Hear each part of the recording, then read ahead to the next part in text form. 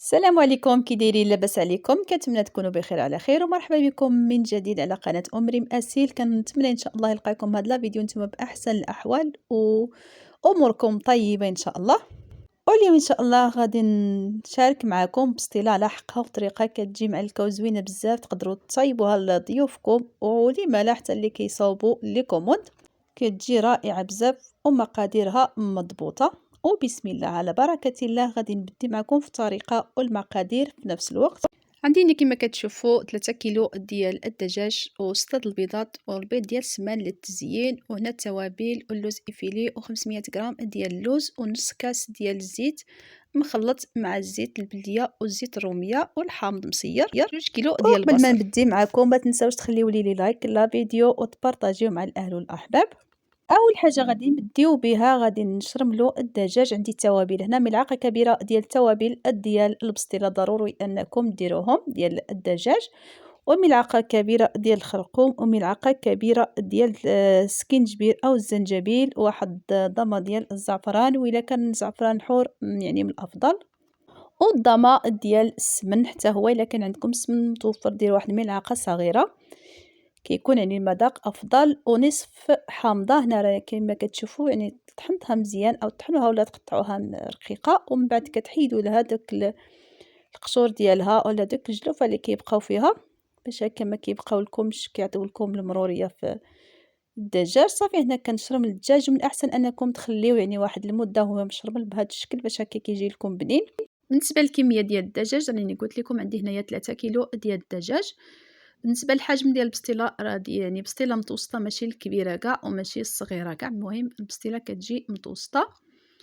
هنا غادي نوضعوها في واحد الطنجره وغادي نضيف عليها كما شفتوا هنايا يعني نصف ديال القشره ديال نصف حامضه قطعتها رقيقه صافي، وغادي نوضع الدجاج غادي نخليه حتى كيتشحر مزيان بدون ما نضيفوا الزيت، يعني ما كنضيفوش الزيت. وهنا كنقطعوا البصل وإلا يعني كان متوفر الهشوار كيسهل لكم العمليه. المهم هنا راه قطعنا فقط، ما استعملناش الهشوار، قطعناه رقيق بهذا الشكل. حتى بهذه الطريقه راه كيجي زوين.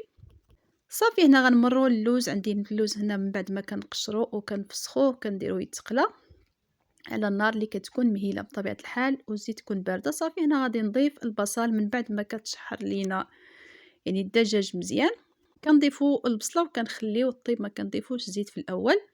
وهنا كما كتشوفوا غادي ناخذوا واحد الكميه تقريبا واحد 100 غرام ديال اللوز، كنضيف عليها واحد 2 معالق ديال السكر سنيده، وغادي نضيف القليل من الملح صافي. وهنا غادي نطحنوا مزيان حتى كنحصلوا على واحد يعني لا الشكل بخاليني، واذا كان عندكم توفر بخاليني كتقدروا تضيفوه. المهم بهذه الطريقه راه كيجي بنين، يعني اللوز كيجي لنا معلك وكتجي لنا يعني البسطيله كتجي بنينه ومعلكه. صافي هنا غادي نوضعوا هاد اللوز يتطحن، وبهذه الطريقه فاش كيكون اللوز يعني باقي سخون وكنطحنوه راه كيجي لنا معلك، يعني ما تخليوش اللوز حتى كيبرد لكم. صافي كنطحنوه مزيان حتى كنحصلوا يعني على اللوز كيكون على الشكل بخاليني او حتى يولي لنا كيطلق الزيت ديالو. صافي غنستمر حتى كنطحنوه مزيان حتى كيولينا على هذا الشكل بحال الشكل ديال الزبده. صافي ومن بعد كنطحنوا الكميه اللي بقات ديال اللوز كنهرمشوه رقيق، يعني ما نطحنوش بزاف وما كنخليوش غليظ بزاف. صافي هنا راني ضفت السكر 100 غرام ديال السكر، وغادي نضيف واحد الملعقه ديال القرفه اللي كتبقى على حساب الاختيار ديالكم، وغادي نضيف واحد 2 معالق كبار ديال الماء الزهر، وغادي نضيف حتى داك اللوز اللي طحنا في الاول ها نتوما بهذه الطريقه. وغادي نحاول انني نخدم مزيان هذا اللوز باش هكا كنحصلوا على بحال الشكل ديال اللوز يجي لنا معلك. وبالنسبه لهاد الطريقه راه كيجي اللوز في البسطيله كيجي لنا زوين ومعلك، كيجي بنين بزاف ومعلك، يعني ماشي بديك الطريقه اللي كنخليوه غير بحال هكا يعني غير كنهرمشوه وكنضيفوا له السكر ما كيجيناش معلك. صافي هنا كما كتشوفوا راه كنخدم مزيان داك اللوز حتى كيبان لينا كيتعلق لينا في اليد ديالنا بهذه الطريقه.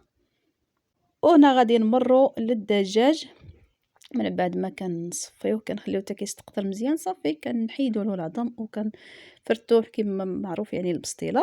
بالنسبه للبصله كنخليوها حتى كتشرب مزيان داك الماء نهائيا، وكنضيف عليها البيض بهذا الشكل. هانتوما بهاد الطريقه كتخليو البصله ديالكم حتى كتشرب مزيان الماء ديالها، عاد كتضيفوا عليها البيض وغادي تضيفوا عليها واحد ملعقه ديال القرفه وملعقه ديال الزبده والقليل من ماء الزهر وصافي. والسكر، بالنسبه للسكر كتضيفوا 100 غرام حتى 150 غرام في 2 كيلو ديال البصل، او كيبقى على حساب الاختيار ديالكم الا ما بغيتوش الحلاوه بزاف. وصافي هنا كما كتشوفوا راني بديت كنمونطي في البسطيله. هنا عندي الورقه غليظه كما كتشوفوا، يعني الورقه ماشي ديال البخار، الورقه اللي كتكون يعني غليظه، ما كنستعملوش بزاف ديال الورقه، كنفرشوا. هنا راني فرشت 4 ديال الورقات صافي. وغادي ندير وحده يعني في الاسفل. صافي كنوضع الدجاج هو الاول، كنوضعوا طبقه ديال الدجاج وغادي نضيف عليها العسل من فوق. انا هذا هو السر ديال البسطيله باش كتجي لكم معلكه وكتجي لكم بنينه وكتجي لكم معسله في نفس الوقت. وكنحاولوا بطبيعه الحال اننا نقادو مزيان باش هكا ما كتجيناش البسطيله ديالنا واحد الجهه فيها واحد الجهه ما فيهاش بزاف. صافي هنا غادي نضيفوا البصل والبيض. بالنسبه للبيض انا استعملت هنا 5 ديال البيضات وبياض ديال البيض. الصفار غادي ندهن به. صافي هنا غادي نجيب واحد الورقه، بطبيعه الحال الورقه كنكونوا دهناها مزيان بالزيت في الاول. صافي هنا غادي نضيف داك اللوز، ها نتوما بهاد الشكل. غادي نخلي واحد شويه اللي غادي نصيبوا به البريوات، وبنفس الطريقه كنجيبوا العسل وكنضيفوه يعني من الفوق باش هكا كتجينا يعني كيجينا داك اللوز معلك. وصافي كنطوي بهذا الشكل، يعني الطريقه سهله بزاف يعني واي مبتدئه تقدر تصايب البسطيله، كتجي صراحه زوينه بزاف هاد البسطيله. صافي هنا غادي نستمر بنفس الطريقه حتى كنجمعها مزيان وغادي ندهنها بصفار ديال البيض اللي مخلط مع شويه ديال الخل او ماء الزهر باش هكا ما كتطلق لكمش الزفوريه في البسطيله ديالكم.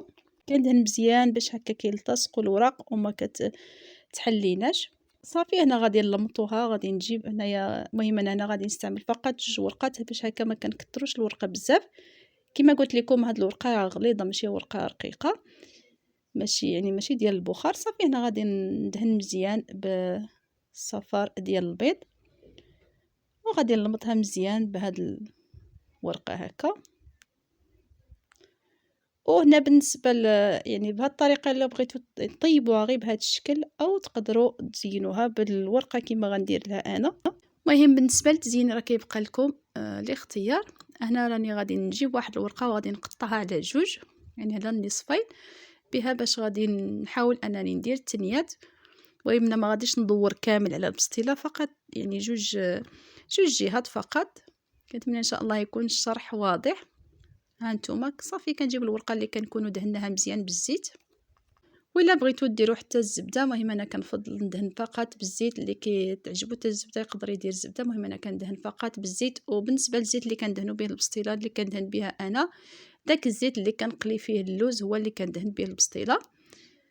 صافي هنا راه كندهن مزيان بالصفار ديال البيض باش هكا هاد الورقات اللي كنزينوا بهم ما كيتقلعوش لينا في التالي، يعني فاش كنحيدوهم من الفران ما كيتحيدوش على البسطيله، كيبقاو شادين مزيان وثابتين. واخا كتحيدوها من الفران كيبقاو لكم ثابتين مزيان. صافي هنا غادي نجيب واحد الكوردو وغادي نثقبها مزيان وغادي ندخلها الفران اللي كتكون نار مهيله كيكون سخون قبل. وبطبيعه الحال كنخليوها واحد ساعه حتى ساعه ونص وهي كطيب. يعني من الاحسن انكم تخليوها طيب على خاطرها مزيان باش هكا كتجي لكم طيبه حتى من الداخل وكتجي لكم الورقه مقرمشه وزوينه. صافي هنا من بعد ما كنخرجها من الفران، هنايا راني دهنتها بالعسل كامله. كاين اللي كيدهن ليها غير ديك البلاصه فين كيدير يعني التزيين ولا اللوز. صافي انا المهم انا كندهنها كامله باش هكا كتجي لي ديك الورقه كتلمع وكتجي بالمنظر زوين. صافي هنا غادي نوضع كما كتشوفوا يعني اللوز يفيلي محمر. وغادي نجيب السكر كلاصي غادي ندير لها هكا يعني غير في الجوانب غير شويه على داك السكر. وغادي نجيب البريوات اللي حضرتهم حتى هما بداك اللوز، يعني من ديك 500 غرام اللي كنديروا بها كنعمروا في الداخل وشويه كنخليوها كنديروا بريوات هكا صغيورين كنزين بهم. صافي وكنجيب هنايا البيض ديال السمان حتى هو كنزينو به. وغادي نجيب ورد البلدي، والتزيين كيبقى على حساب الاختيار ديالكم، كل واحد كيدير تزيين على حساب الذوق ديالو.